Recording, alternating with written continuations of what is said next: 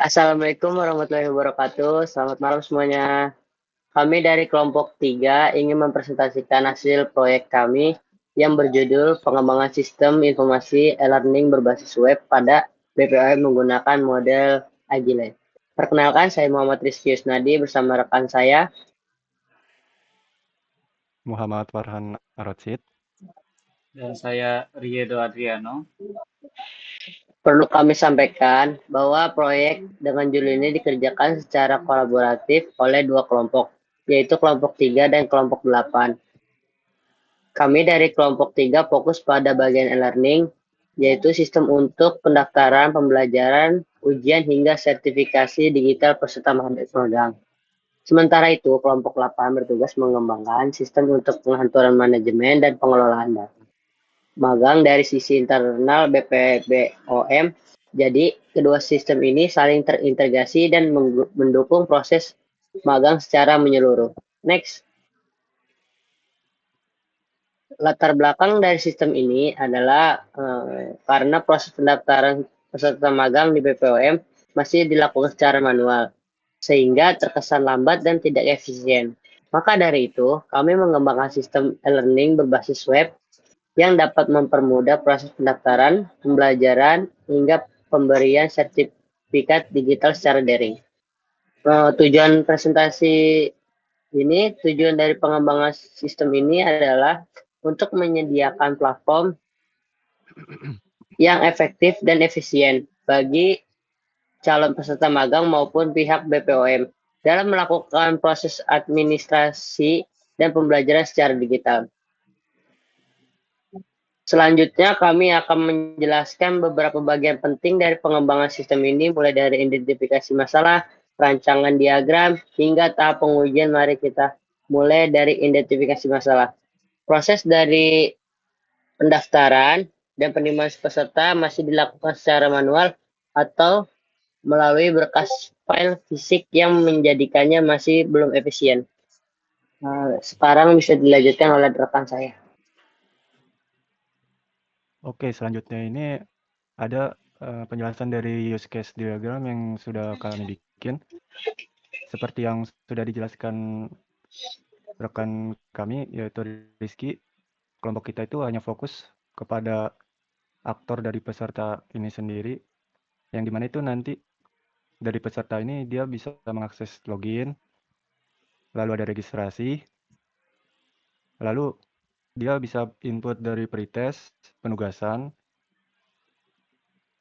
post-test, dan logbook, dan juga laporan, serta dia bisa mengirimkan kuesioner dan mendapatkan hasil sertifikatnya nanti setelah selesai jadwal magang mereka.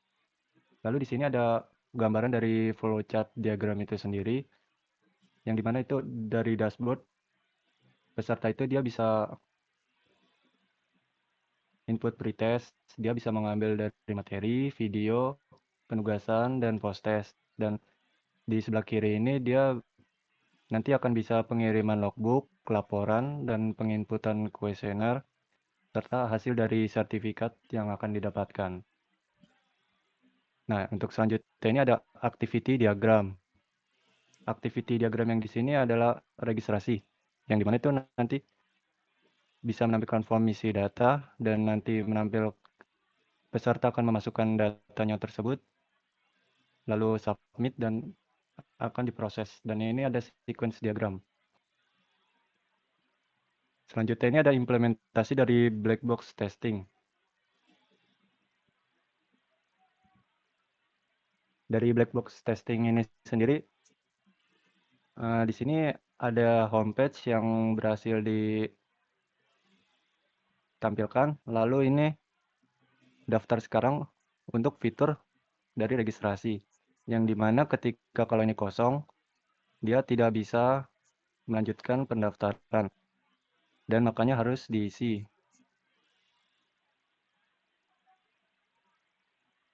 Jika memang sudah diisi,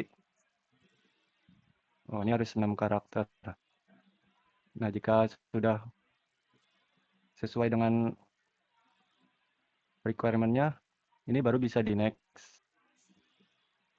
Nah, itu berarti dari fitur yang kita bikin itu berhasil. Sedangkan untuk login ini, kita tidak bisa langsung masuk ketika belum mempunyai akun. Jadi kita harus memasukkan akun yang kita sudah punya.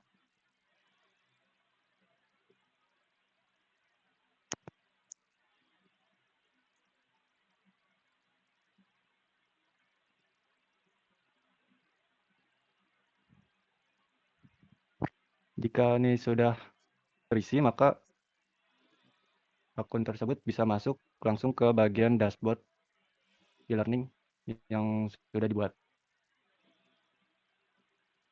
Nah, sisanya ini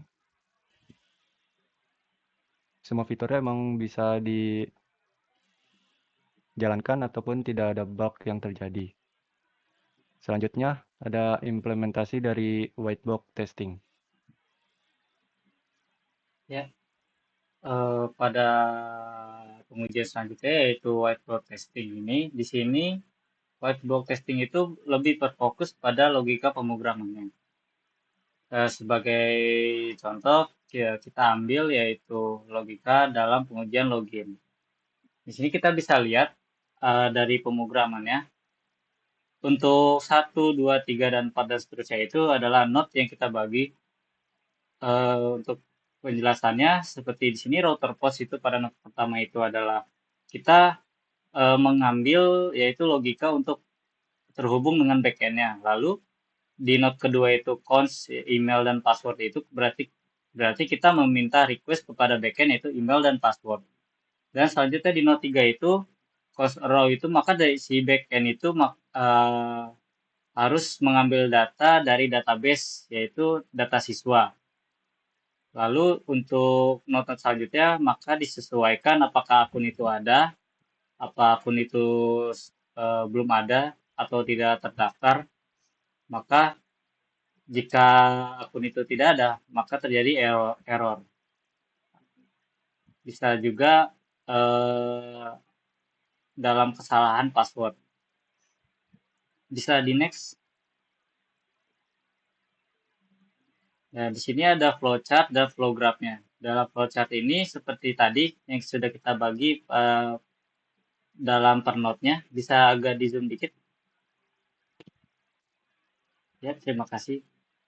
Nah, di sini dimulai dari start dan lalu kita bagi dalam logikanya per node tadi dari router post dan logika meminta email dan password cons dan cons arrow untuk meminta data dari database melalui backend. Kita lanjut ke sebelahnya flow graph-nya. Nah, di sini adalah logika dari alur atau gambaran dari node dan edge-nya yang ada. Di sini jumlah node-nya itu ada 13 dan edge-nya itu setelah kami hitung itu ada 15. Bisa dilanjut? Nah, di sini adalah perhitungan dari nodes dan edge-nya menggunakan rumus. Yang pertama itu rumus 1, edge node. Di sini kita hitung edge-nya berapa. Tadi kita sudah dapat edge-nya itu adalah 15 dikurang node ditambah 2. Maka sama dengan hasilnya ada 15 dikurang 13 ditambah 2 sama dengan 4. Lalu di rumus kedua ini kita hitung yaitu P-nya itu perulangan. Oh iya, mohon maaf sebelumnya kita hitung juga perulangan itu ada 3 ya. Bisa kembali lagi. Nah, ya di dalam program ini ada 3 perulangan yang ada dalam sistem yaitu di 5S3 dan 9S7 dan 11S12. Maka kita hitung perulangan itu ada 3 ditambah 1 sama dengan 4. Maka jalur independen yang didapat seperti yang sudah ditampilkan yaitu ada jalur 1, jalur 2, jalur 3, dan jalur 4. Kesimpulan dari presentasi ini berdasarkan hasilnya dari perancangan, pengembangan, dan juga pengujian ini dapat diambil kesimpulan bahwa sistem informasi learning ini dapat membuat lebih efisien untuk persoalan dari pendaftaran pada calon peserta dan juga untuk para peserta ini melakukan pembelajaran lebih lanjut itu secara online. Dan berdasarkan hasil pengujian black box yang ada juga menghasilkan fungsi-fungsi dari fitur yang dibuat ini sudah sesuai dan tidak menimbulkan dari bug atau error yang terjadi. Demikian presentasi dari kami mengenai pengembangan sistem informasi e-learning berbasis web pada BPPOM. Kami berharap sistem ini dapat menjadi kontribusi nyata dalam mempermudah proses magang dan instansi tersebut dan menjadi dasar untuk pengembangan lebih lanjut. Kami ucapkan terima kasih atas perhatiannya dan waktunya. Wassalamualaikum warahmatullahi wabarakatuh. Warahmatullahi wabarakatuh.